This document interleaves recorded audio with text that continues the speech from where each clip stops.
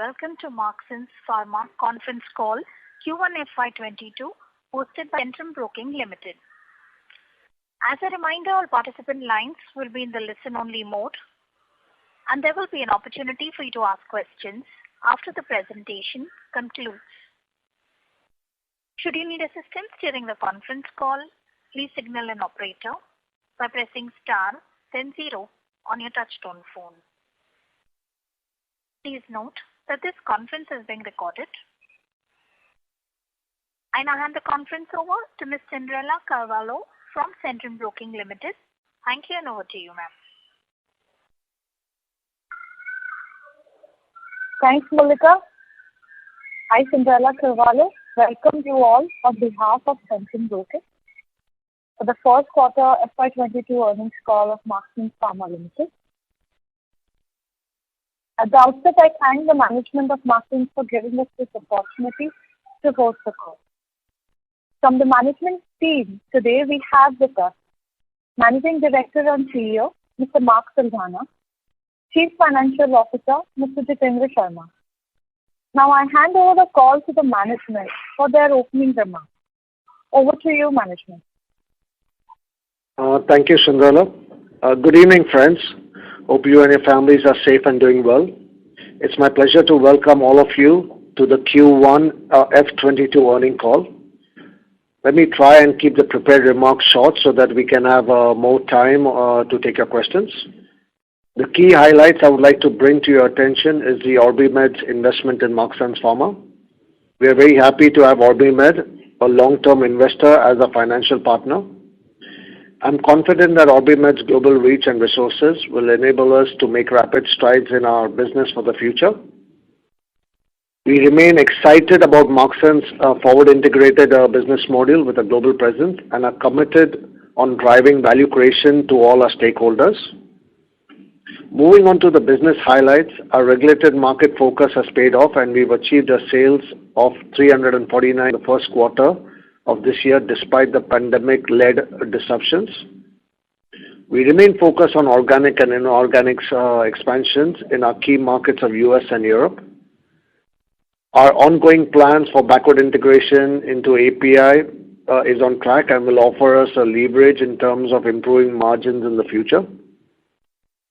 We are confident that our unique front-end presence and our capacity built up at our back end will keep us on path of achieving a turnover of 2,000 crores in the next few years. With this, I'd like to turn it over to Jitendra, our CFO, who will begin to give you a brief update on financials before we start our Q&A. Thank you. Thank you, sir. Let me start with quarterly highlights. Revenue from operations for the quarter was 349 crores, that's up 5.4% on yearly basis. The growth was led by regulated markets. Despite pandemic-induced disruptions, Ebitda was at 77.3 crores. Ebitda margin expanded by 110 basis points on year-on-year basis to 22.2% in Q1 of FY22 on account of increased operating efficiency. Profit after tax was rupees 62.6 crores, an increase of 26.8% on YOY basis. PAT margin was 17.6%, an increase of 270 basis points compared to the corresponding quarter. EPS for the quarter was at rupees 1.51, a yearly increase of 25.9%. We continue to remain debt-free as on date, and our cash and cash equivalent in the book was rupees 225 crores as of June 2021. Our good results have been on account of increasing market penetration and higher operating leverage. We are cautiously optimistic that this momentum will continue and that margins will remain stable over the foreseeable future. The said margin expansion combined with lower interest outgo has considerably increased our PAT margin and consequently the return ratios. Our return on equity increased by 460 basis points on a yearly basis and stood at 25.4% as on June 30, 2021. Similarly, on return on capital employed also. Sorry to interrupt, sir. This is the conference operator. Request you to speak a bit louder, sir. Thank you. Similarly, our return on capital employed also expanded by 370 basis points and stood at 30.7% in Q1 of FY22. We incurred a capex of 9.9 crores for the quarter ended June 21. We still continue to invest in enhancing our capabilities and making ourselves ready for the future. India is witnessing gradual unlocking amidst reduced number of COVID-19 cases in the second wave and a higher vaccination rate. As a result of our fiscal forecast is stable, and I'm cautiously optimistic that we will be able to maintain the pace of conducting business as we move ahead. With that, I would like to throw open the floor to Q&A. Thank you. Thank you very much. We will now begin the question and answer session. Anyone who wishes to ask a question may press star and 1 on the touchtone telephone. If you wish to remove yourself from the question queue, you may press star and 2. Participants are requested to use handsets while asking a question. Ladies and gentlemen, we will wait for a moment while the question queue assembles.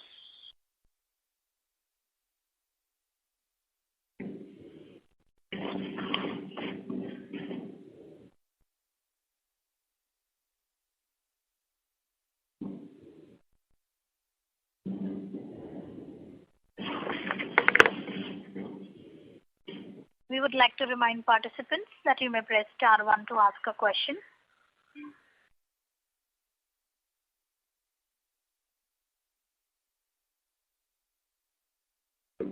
The first question is from the line of Nimish Sheth from GT Advisory. Please go ahead. Yeah, hi. Can you hear me? Yes, I can hear you. Oh, okay, great. Congratulations. Decent numbers given the tough quarter. I just have a question relating to the fundraising that you've done. You have issued these warrants and received the money? Is that what has happened? We have received the money. Since it is warrant, we have received 25% upfront payment already. Okay. So now the question is, what does an optionally convertible warrant mean? If they do not want to convert, do we have to return the money to them? So it's like a debt instrument? No. It is not optionally convertible. It is compulsorily convertible warrant, and it will be converted within period of 18 months. Okay, no, because it doesn't have any debt obligation. Okay, noted. And what are we going to use this money for? Because we already have a very large cash pile. So we now have a total of nearly 600 crores. The 365 that we've raised for them, we won't count the money that Mr. Saldana will give, but and the cash that's already lying on our books. So what are we going to do with all this money? So we have obviously we are exploring inorganic growth strategies. We are also investing substantially on capex. As we speak, we are in dialogue, of acquiring a plant. So we have also our API integration that we are talking about. So it's on multiple folds. Again, it is the fundraising is to get us to another level, to basically ensure we have the resources to basically fuel us for our next growth strategy, which will basically involve both capacity, backward integration, and as well as inorganic acquisitions. In terms of rupees, it sounds very large, but in terms of dollars, it's still very, very small. So I mean, acquisitions do not come cheap, and even if you look at plants or you look at manufacturing capacities today, you need some deep pockets to basically get us to that level. Okay, but the focus of the company will continue to be an export-oriented pharmaceutical company. We're looking to continue with that current strategy that we have. Yes, pretty much 100% of our revenue does come from the export market, and we will continue doing that for the next 3 years. Okay, noted. Thank you. Thanks.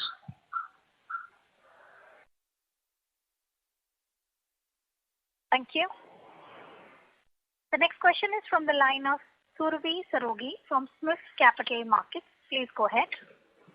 Hello, am I audible? Yes, ma'am. Yes, you're audible. Okay. Sir, my question is that in your press release, you have mentioned that we have achieved a sales growth of 5.4% despite pandemic-induced logistics issues. So I just wanted to know how much sales growth we would have achieved minus the effect of pandemic-induced logistic issues. It's difficult to extrapolate, but obviously, we have challenges that we had to overcome. These are, when you talk of a pandemic, you talk of logistic issues. These are things which are beyond our control. It would have been a much more robust, quarter or a sales call that you put it, or earning call, than what it is, a bit subdued. But at the end of the day, we are still very optimistic on our roadmap. We are still very bullish on our goals and targets. But definitely, for the quarter, we did have some challenges in terms of the pandemic situation that is revolving around logistics and everything. Okay, sir. That's it from my side. Thank you. The next question is from the line of Anupam Agarwal from Lucky Investments. Please go ahead. Yeah. Hi, sir. Good evening to everybody, and congratulations on these set of numbers. So firstly, I wanted to ask you about your earlier comment you made about reaching 2,000 crores in a few years. In the earlier calls, we've had interactions about the timeline of touching this 2,000 crores. Given the fact that we touched 350 crores odd in this quarter, don't you think we'll be touching this number by the middle of next year itself, or probably by the end of this year if things normalize in the next 9 months? Listen, I would like to have a bit longer duration in our outlook. If we do achieve it, it'll be great. It's difficult to see how things unfold. There are certain circumstances or certain situations, where are not within our control. The pandemic situation, coming. We are in uncharted territory out here where, certain countries are coming out of the pandemic but still are going back into a third wave. So a lot of inventory management, a lot of logistics, a lot of supply chain challenges remain in demand and supply situations. So it's difficult to actually, because these are not normal times, and I think it's difficult to predict how the market trend will be. But I do believe that things are only improving. If one has to look at it 2 years when we got into a pandemic, I think there is a bit of clarity. But the second and third wave, the Delta variant, has put us into a bit of a tailspin as to uncertainties. But at the same time, we do believe we are on path of achieving our objectives. Our growth strategy is still very much there. Our business outlook is still very robust, and we do believe we will achieve those objectives. We've always maintained that we will hit those numbers within the next couple of years. So I wouldn't want to give a statement that we'll do it in the next 12 months. If it happens, it's great. But at the same time, we are on path. Our focus is on 2,000 crores. Right. Just in addition to this, don't we have Audiobook visibility? If you could just mention a few points on Audiobook for the balance 9 months or whatever we have. Also, secondly, I wanted to ask you about the gross margin contraction for the quarter. It's come at about 300 basis points lower than last year. I understand might be some raw material price challenges, but have you been able to pass on, if at all, yes or no? And if yes, then is it with a time lag? So the gross margin has reduced. We saw some great gross margins last year, but the gross margin has reduced. We do we've always predicted it to be around the 52 to 55 range. Anything above that is always a bonus, but it has come to a level of 52, 53%, and that prima facie is because of the cost of material, cost of raw material, cost of packing material being inflated. I do not know whether I do believe it's a short term because oil prices have gone up. So there are a lot of intangible things that have inflated prices of packing material, raw materials, and all that stuff. But I do believe it's not going to be a long-lasting thing. So it's difficult for us to pass on something which is going to be short-term, unless if it drags on for a longer period, then we'll have to reevaluate it at that time. So, but right now, we are at at the gross margin that we have declared, but we do believe it will be range-bound between 52 to 55%. Right. And so the order book capability, if at all you can share something on that? The order book, our order book is pretty much, we will hit our, objectives. Like when we talk of US, we are basically looking at $100 million. Our order book is over $100 million. So we are expecting to hit those numbers. So the order book looks like we will be on trajectory. We will achieve a growth maybe this year of maybe 15% if things go well. But again, these are very early days to give a year-end statement. So just a clarification, is 15% is on overall company level growth? Yeah, I would assume it will be overall company level. It may touch 20%. Right.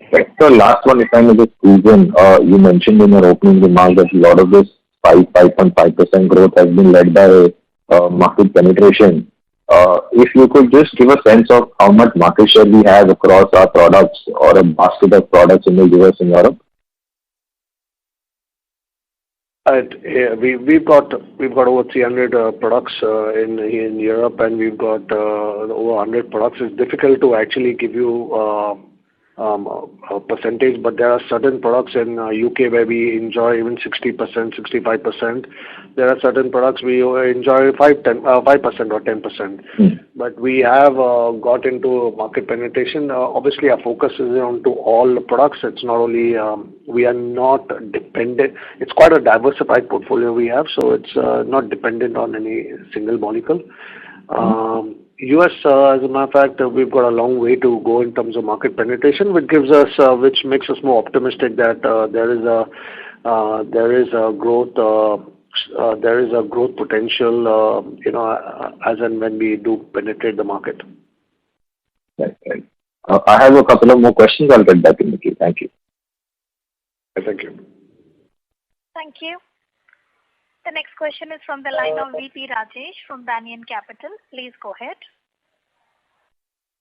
Yeah, hi. Thanks for the opportunity.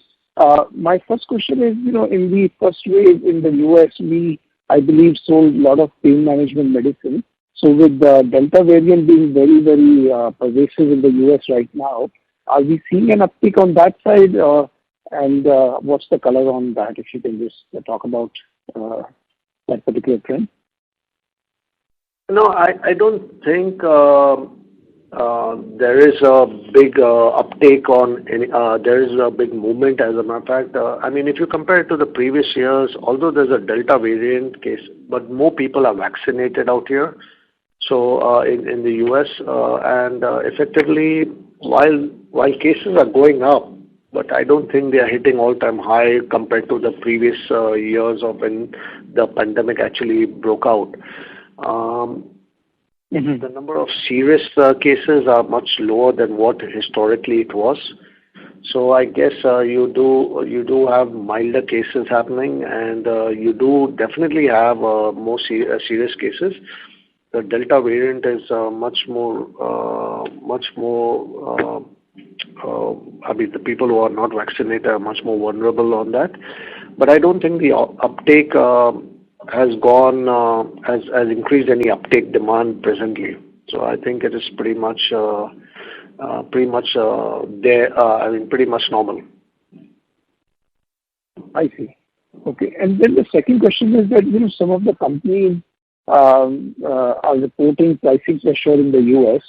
And since that's a very large market for us, if you can tell us whether we are seeing that as well, or why we are not seeing and some of these guys are seeing it. Again, it just depends on the focus, but we are not insulated or protected by market dynamics. If everyone's seeing it, then obviously everyone is finding the pressure. So are we.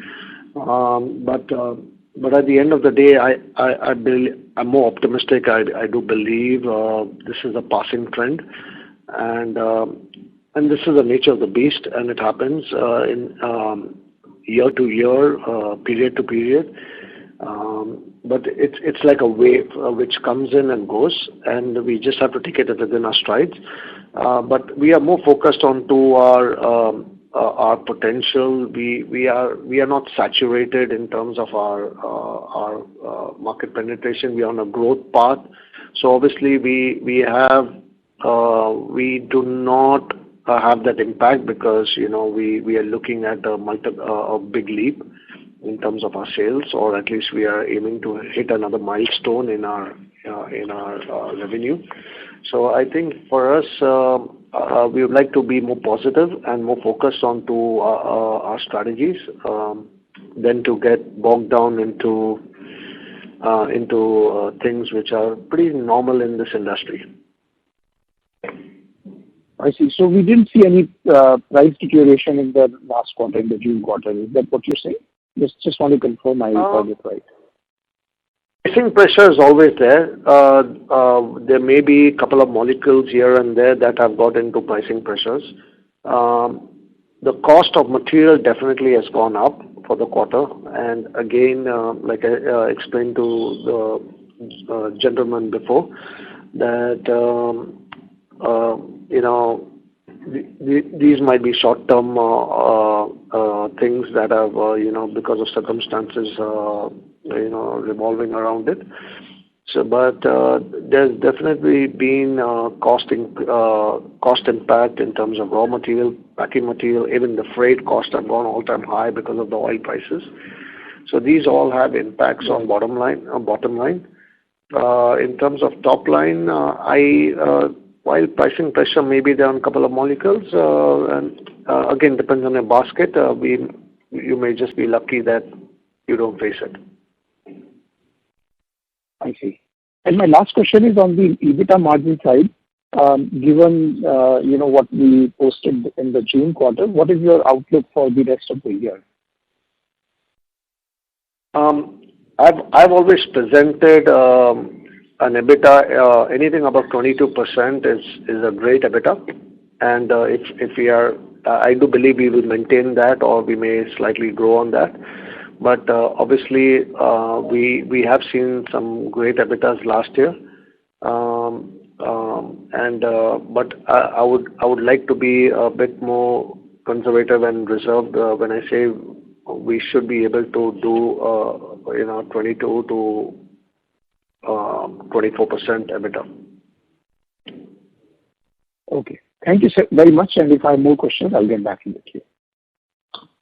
Thank you. Thank you. The next question is from the line of Ritesh Gandhi from Discovery Capital. Please go ahead. Hi, sir. Just had a couple of questions. Given our product mix, which is more OTC and software focused, etc., is there a little bit of less pricing pressure than what some of the other generic companies will be experiencing? Sorry to interrupt, Mr. Gandhi. Your voice is breaking, sir. Sure. You can hear me now? Yes, it's much better. It's quite garbled. I can barely hear you, but please go ahead, and if I can get it, I will reply back to your question. So I think the question was, given our focus on OTC and soft gels, is there a less likelihood of us facing a sizable pressure than some of the other generic players out there? No, I think pricing pressure is a normal phenomenon in this industry, but definitely certain molecules may witness higher pricing pressure. Again, depending on which company has got more exposure onto what molecules, and based on that, you may have a molecule where you are very dependent on in terms of revenue, and if that molecule does come on pricing pressure, then obviously it gives an impact. But I think again, pricing pressure, no one is no one is spared or no one is insulated where there's a pricing pressure. Pricing pressure normally comes with supply chain issues, which again, like I mentioned earlier, the pandemic, because it all depends on demand and supply situation. When the country is coming out of a pandemic or coming out of the cases were very all-time low out here in the first quarter.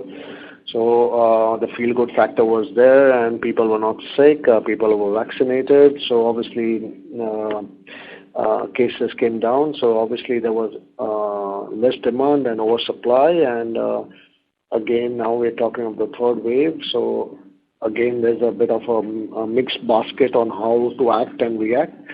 So it does have a supply and demand situation, which where then the pricing pressure does come in. But at the end of the day, again, it's more molecule specific and it's more item specific. I cannot say for certain which item may find a pricing challenge tomorrow. But again, I do believe it's a part and parcel of this industry. Got it. Is there any... From Mr. Gandhi, sir, your voice is still breaking, so I would request you to move to a better reception area, or else you can rejoin the conference, sir. I'll rejoin. Thank you. Thank you. The next question is from the line of Danish Mistry from Investment First Advisors. Please go ahead. Yes. Hi. Good evening. Thank you for taking the time out. Just a couple of questions from my end. One is that if I were to see quarter on quarter, your gross profit margin has come out. You did allude to some raw material pressure, but is it also anything to do with a product mix? That's number one. And number two is that if you could give us a sense on which kind of geographies aided in our growth, and where do we see growth coming from in the future? Is it part of our UK operations which have been doing really well, or is it from our US operations? Thank you. So I do believe all our territories, all our markets have performed well. So the UK, the US, everything. The growth driver, I do believe US will still be our growth driver moving forward. But at the end of the day, the gross margin is not exactly related to a segment specific issue. When you talk about packing material goes into pretty much any segment, and you have packing materials going up by nearly 20-30%. You have so many other inputs costs, excipients costs going on up. So I think that has some impact on the gross margin, definitely. Whether it's going to be a short term, it's going to be a long term issue. Obviously, these are all more driven by oil prices and petroleum products, which are basically driving up this cost. Tomorrow, oil prices come down, and you'll probably see the correction all over again. So I don't believe it is product specific that has led to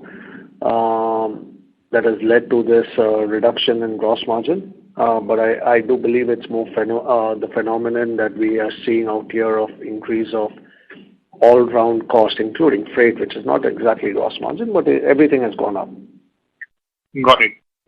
Also, if I can just squeeze in one more question, is that our key geographies which are there, are we launching any new products or new molecules where we could see a ramp up in our revenue? That's it. Thank you. We have, I mean, in US we have a target of filing, we have about 5 ANDAs per year. This year we'll be launching, towards the back end of this year, we plan to launch at least three products, new products. In UK we have launched 2 products, and we have another 5 or 6 more products that we plan to launch. We have a basket of over 20 products in the pipeline for UK, where we are filed and are awaiting or in the process of filing. So we have a whole segment in UK that we are now focusing on, which we do believe in the next 2 to 3 years will add tremendous value to our bottom line and top line. So we are working on all-round strategies in terms of fueling our growth in these markets, and then we also are pursuing different geographies and expansion in different territories and geographies to basically get us to another level. Got it. Oh, thank you so much. Thank you. Thank you. The next question is from the line of Viraj Mahadevia, an individual investor. Please go ahead. Hi, congratulations, stable results. A question for you, Mark and Jitendra, is you mentioned there's some escalation in some of these cost line items that are beyond our control, particularly freight and packaging. But what about the raw material price escalation? Can you throw some light on what happened in this quarter? And then number 2, what are the strategic initiatives we are taking to address this in the future through toll manufacturing or getting into APIs? And when does that benefit actually kick in, timeline-wise? So, in terms of raw materials, obviously it is quite a substantial amount of raw materials have seen a price increase. Paracetamol, acetaminophen raw material is one of it. A lot of excipient costs have gone up. I mean, there must be like 40 or 50 items that basically that go into making a tablet. Cost has gone up. These are way beyond anyone's control, and this is more of a global phenomenon. It's not country specific. It's not India specific or something of that stuff. We are seeing it all over the place. Packing material is again something, starting from bottles to IFCs to cartons to blisters to everything, foil, everything has gone up. So now this is again, I would like to say it is a demand and supply situation. It could be also because of petroleum products or because of oil prices going up, freight has gone up. We can only address certain things which are within our control, and that's the active raw materials that we are backward integrating ourselves into. We do plan to file 2 DMFs in this financial year, and we have maybe 3 more DMFs that we are planning to file by early next year. That would basically, so you're looking at 2022. Towards the early part of 2022, we'd probably be fully backward integrated or fully integrated with our own raw materials. That would help us to leverage some pricing. Help us to get the better pricing, and more important, it will help us to have more sustainability and reliability on sourcing. Understood. So FY23 onwards, I guess once all of this kicks in, financial year 23, is when you will have potentially more stability around your gross margins and less influenced, at least by external raw material environment. Is that correct?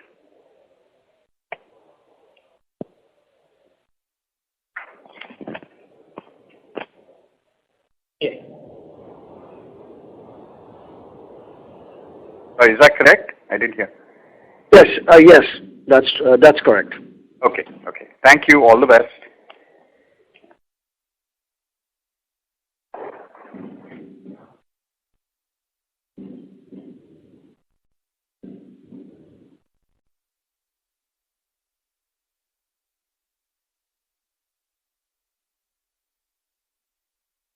So your question is answered? Yes, absolutely. I said all the best. Thank you. Thank you.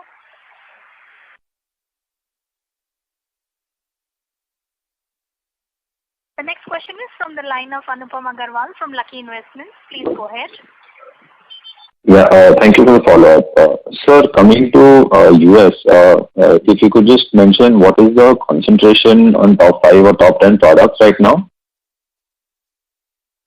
I would like to more restrict on segments. So our main segment is still our pain segment, because within the segment we have like 30 odd products that we actually focus on. So our pain is still our major focus on presently. Then obviously we are getting into gastro segment, and that is again we are we do plan to grow and focus onto that GI segment basically, and then last but not the least, then we'll come to the cough and cold part of it.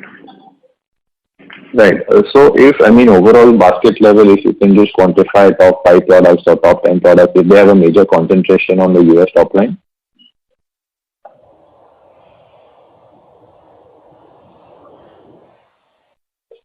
There is no single product that stands out. We are pretty much, even in terms of, you talk of products doing 10, 12 million dollar range, and you're pretty much there with all products contributing. It's equally. So we are not very dependent on any single molecule, or there's nothing that stands out which says, this particular molecule gives us 50% of our revenue. So there's nothing that actually stands out presently. Right, got it. So from capacity standpoint, if you can tell us what is your utilization right now, and do we need, so basically in the last earlier calls you mentioned about 200 crores of capex that will go to either 80 crores of backward integration, 120 crores of formulation sales. By when should we expect these capex to come on stream, and is this going to be taking our top line to 2,000 crores, or is this going to be fueling growth over 2,000 crores? Both.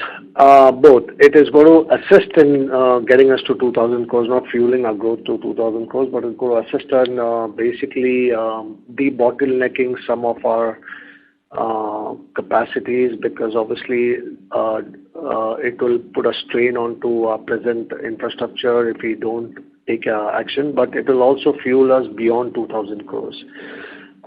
So we are looking at a manufacturing plant based in India, and that manufacturing plant, once we acquire, it's again approved, regulatory approved plant. You need to invest money to increase capacities. We would like it to eventually replicate in terms of what we are doing with our main plant in Goa. We'd like to have the similar capacities. So when you start investing into that plant after acquiring it, then obviously you're looking at revenue beyond 2,000 crores. But it is not an overnight thing, because once you acquire a plant, you need to do site variations. You need to basically get your products, developed out there, or stabilized out there. Stability have to be conducted. So it's a bit of a process that one has to go through. And it's not something that you acquire something and you'll achieve your objective in 6 months. It's basically a year and a half, over a year and a half outlook. So is this acquiring new capacity over and above 200 crores, or is this part of the 200 crores? No, it is a part of 200 crores. Got it. Sir, earlier also, so basically I just wanted to understand, so after Original's money comes in completely, and with the operating cash flow and cash balance that we have, we'll be having roughly around 750-800 crores of cash in the balance sheet. Earlier you had alluded to roughly around 1,800 to 1,000 crores of capex, R&D, backward integration, all those initiatives, and that would be taking us to a top line of about 4,000 crores. So, if you could just give some sense, that's a longer time frame that I'm talking about. But if you could just give us some color as to whether are we talking about these numbers or it is just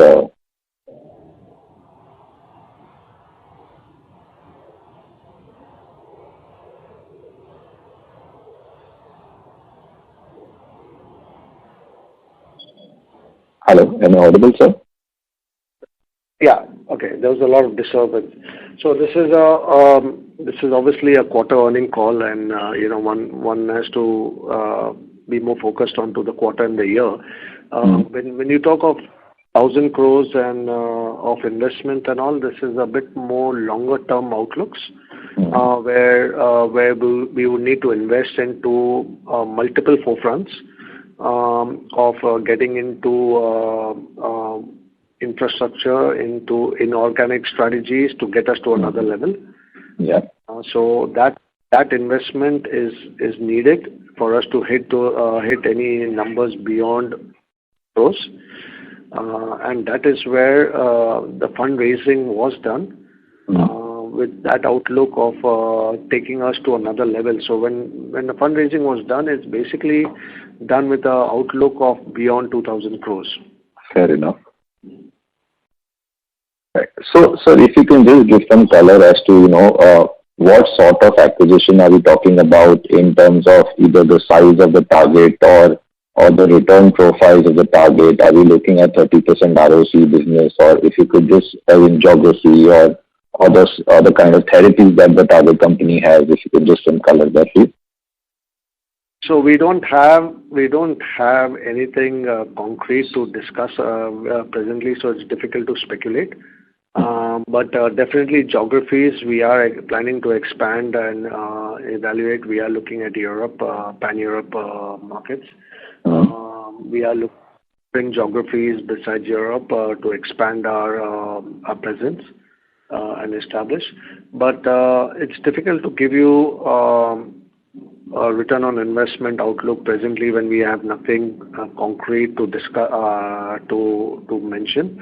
But every acquisition has its own integrations, challenges, and everything. We have done quite a few in the past, and they've all done pretty well over time.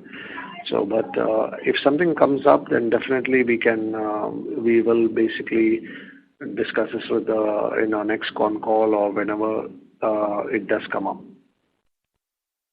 Understood. So basically, I'm trying to understand the working. No problem. I would request you to rejoin the queue, sir. Thank you. Sure. Thank you so much.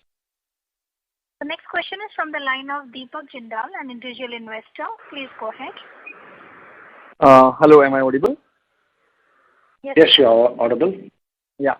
Congratulations on a stable set of results, sir. I just have, one question around the sales growth. So we just said that, the pandemic had kind of, bring in a lot of issues on logistics, which kind of, impacted the sales growth. So the question is, had pandemic would not have been here, what would have been the kind of sales growth that would have achieved? I mean, maybe not on the quantification of this, but maybe a bit of a color around that, had it been a normal quarter, the sales growth would have been higher than this. Had it been a normal quarter, it's difficult to predict how the outcome would have been, but it would have definitely, we would have expected at least a double-digit outlook growth, or year-on-year maybe 15% instead of a 5%. Okay. And sir, how exactly this, what sort of logistics issues were there? Was it an availability of container, or, there were some logistics issues from the US front as well? Logistic issues is again availability of containers, availability of transportation, cost impact, availability of material reaching on time, raw material reaching on time. Logistic, actually it's a little broader than logistic. It is basically supply chain also involvement out there, where it has an impact on if material comes late because of containers coming in from, let's say, China or Europe or whatever. Definitely it has impact on production and deliveries according to that. So it has a bit of a supply chain involvement along with the logistics. It's not just simply shipments, Understood, sir. And sir, did the situation improve month on month? Let's say, how was the situation trending in July and August? The situation is pretty fragile, but we do believe a better quarter in July, in the second quarter than the first quarter. We do believe it's going to get better, and I think, assuming that the second quarter will be better, I think the third quarter will be better than the second quarter. Thank you so much for the answer, sir. All the best. Yeah, this is it. Yeah. Thank you. The next question is from the line of Shanti Patel from Shanti Patel Investment Advisors. Please go ahead. Sir, my question is, our second quarter may be better in terms of revenue, but then in terms of cost, it may not be better because, as you told, the prices of all the raw material has gone up. So effectively, our margins will get affected, our PAT margin will get affected, and ultimately the profit will be affected. Is it okay? Correct? That's a very valid point, and it could very well be that, but we would like to be more optimistic in terms of things improving. But if things don't improve, there will be impact on bottom line. But again, we are more optimistic that things will only get better. Okay. Thank you very much. Thank you. Thank you. We would like to remind participants that you may press star 1 to ask a question.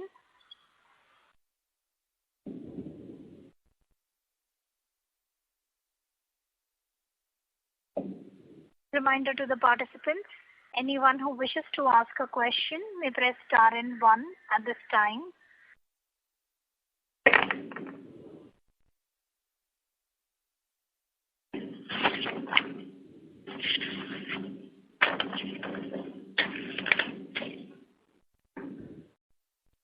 The next question is from the line of Viraj Madhavia, an individual investor. Please go ahead. Hi, Mark. Now that you have OrbiMed on board, how do you see yourself using them in terms of strategic direction or decision making for growing or taking Marksans to the next level? Will they help you source acquisition targets in the developed world where they are very strong and have strong networks? Are they helping you source technologies and platforms for novel drug delivery or the like? Can you throw some more light on that, please? Obviously, we are very hopeful on acquisitions because of the global reach, like you rightly said. They are present in markets that we are very keen on, so their global networking would come in handy for our inorganic growth strategies. But it's also it's the intangible benefits that they get onto the table in terms of brainstorming discussions, advising strategically on M&As, as well as financial planning and and fueling our roadmap. So they being on the board, I think it gives us it strengthens our board outlook, and I think they will get a lot of their global influence in terms of evaluations and experience onto the table, and it does help. It adds tremendous value, and we are hopeful that we can leverage a bit of their strengths into our main objectives of inorganic strategies. Great. And lastly, given the spare cash and the fact that we don't currently have acquisition targets in mind, we continue to generate cash, even if we deploy an API or a plant or whatever else, is a buyback some point down the line or dividends on the agenda? I know you may not be able to do a buyback immediately given your recent share issue, but returning cash to shareholders, is that something on the agenda? Yes. We are not averse with anything, and we have discussed this internally also. So we are I think it's only a matter. It's basically timing, but definitely it's it's something that we are not averse with, and we will take appropriate steps at the right time. Okay, great. Thank you. Thank you. The next question is from the line of Sameer Baisiwala from Morgan Stanley. Please go ahead. Yeah, hi, good evening, everyone. Just a few around softgel. So what's the current share of softgels in the overall revenues, and what's the utilization of a Goa plant? The share of softgel, in overall revenues, right now it is around 25%.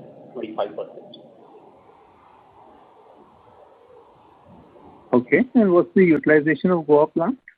Capacity utilization of Goa plant is around 70-75%.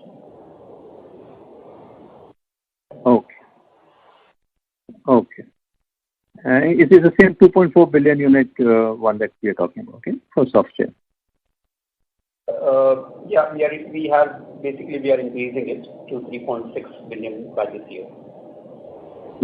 Got it. And in terms of US ANDA filings, can you talk something about, are there any complex, niche, or high value items there, and specifically any softgel ones? We are getting into niche delivery systems. Softgel, there are only a couple of them, but they are more solid oral tablet or pelletization pellet products, which are extended release, bi-layered type of delivery systems. But definitely we are getting into a little more complex molecules, but at the same time it is more segment focused, so we are working on those grounds. Okay, got it. And these two oral solid modified release that you mentioned, are they large categories or low competition large categories, or anything you can share about their economics? No, they are big value drivers. They are not small molecules. We are hopeful that at least one of them will be, we will be there among the top 2 or top 3 to market once it's operated. The other one has generic market, but because of the complexity of the molecule, we would like to be more prominent out there. Excellent. And when do you expect the approvals for these? Are you looking at somewhere around maybe third quarter of 22? That's calendar 22 or fiscal? Calendar 22. Got it. Thank you so much. Thank you. As there are no further questions, I would now like to hand the conference over to the management for closing comments.